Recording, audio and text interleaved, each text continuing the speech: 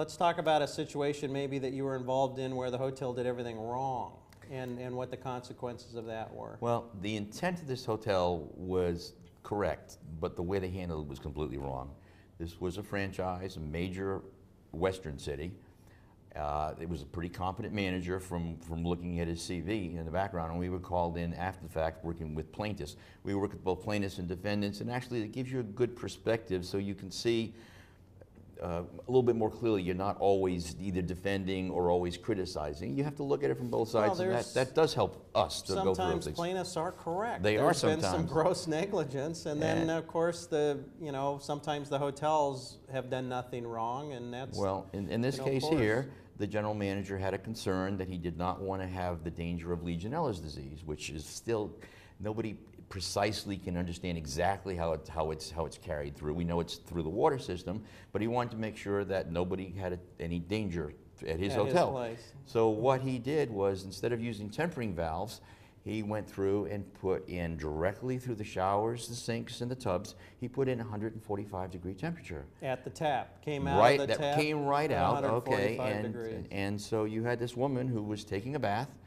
and they had just done a renovation on the hotel, and she was 5'4", and the way they did the renovation on this fancy, it was a honeymoon suite or something, she reached over and she slipped into the tub, and she was immediately burned, 145 degrees. Yeah, she died 2 days later. That's unbelievable. You look at your home hot water heater, you look at every single book, and most, not all, but most of the brands will tell you that the temperature should not be anything more than between 115 and 125. And that's still pretty warm. It is. It's still pretty warm to touch. 145, there are charts and statistics that say you can get second and third degree burns in 30 seconds or less, and the woman died 2 days later. Yeah. This is the case the hotel had perhaps the right intention, but didn't study, didn't look, didn't read things.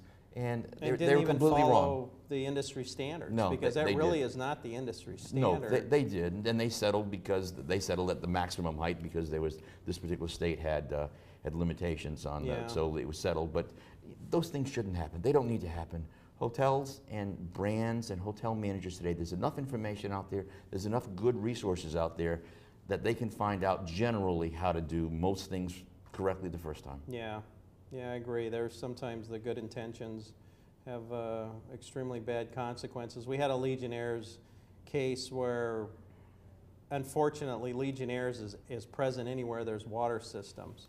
And the hotels get a lot of bad raps because if you go to the CDC website and research Legionnaires, it actually lists hotels as a possible place for them. And of course, then everybody who just recently stayed at a hotel immediately tries to say that hotel must have been where I got it, when they can get it at fountains, they can get it at malls. We had another everywhere. case. We had another case.